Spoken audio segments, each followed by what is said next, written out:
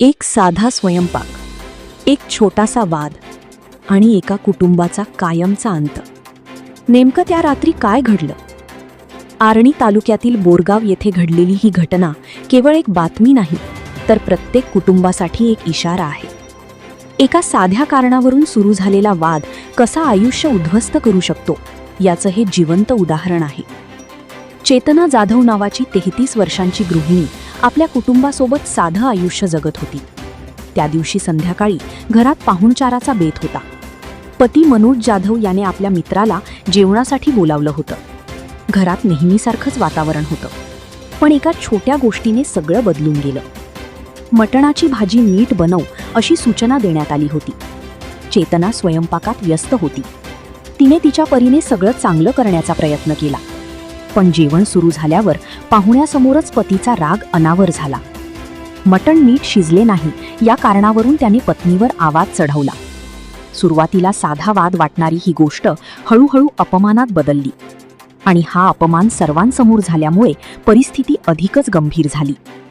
मिळालेल्या माहितीनुसार पतीला दारूचे व्यसन होते आणि त्याच्या स्वभावात संशय आणि राग यांचा प्रभाव होता. याआधीही कौटुंबिक वाद झाले होते.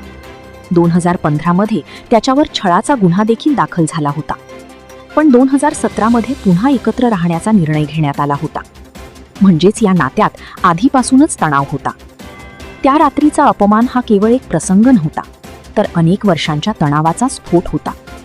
अपमान सहन न झाल्यामुळे चेतना यांनी टोकाचं पाऊल उचललं. ती आत गेली आणि विषारी पदार्थ प्राशन केला. काही वेळानंतर ती बाहेर आली आणि तिने स्वतःच ही बाब सांगितल्यावर घरात एकच गोंधळ उडाला. कुटुंबियांनी तिला तातडीने रुग्णालयात नेलं, पण डॉक्टरांनी तपासून तिला मृत घोषित केलं.